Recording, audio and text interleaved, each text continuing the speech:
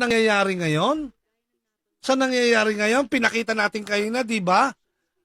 Na hindi marunong maging presidente si Bongbong Marcos. Kitang-kita eh. Walang leadership. Walang political will. Hindi alam ang gagawin. Alam nyo sa totoo lang, magpasalamat tayo mga Pilipino, hindi si Bongbong Marcos ang presidente nung nagkaroon ng COVID, nung pandemic. Ito pa matindi. Ito pa maganda, ito pa matindi. Ha? Ang lakas niya pa sumunod sa sulsol ng Amerika para makipaggera diyan sa West Philippine Sea o South China Sea laban sa China. Tangina mo, ang lakas ng loob mo. Magamo ng gera sa China? Eh putang ina mo, bagyo lang, hindi mo alam ang gagawin mo? Baha lang, hindi mo alam ang gagawin mo? Di nga, sa totoo lang. Ano gagawin mo pagka nagkagera? Mamimigay ng ayuda?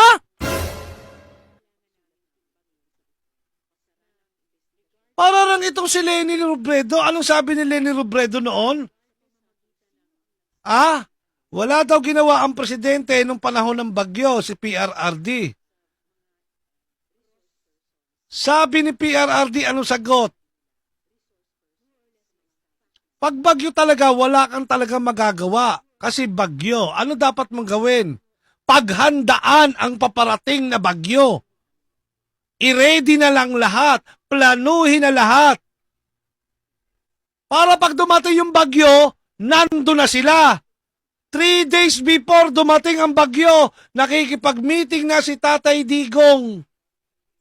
Minimiting na niya yung kanyang gabinete. Binibigyan niya na ng mga instruction, kanya-kanyang mga assignment, kanya-kanyang papel, kanya-kanyang mandato.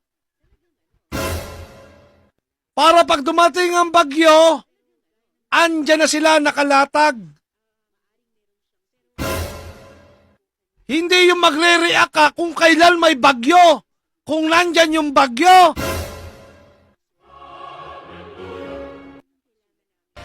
Yari ka!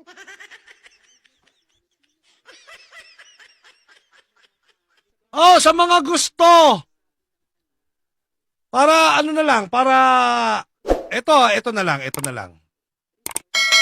Para sa mga gusto na makita yung files ng flood control project, files ng flood control project.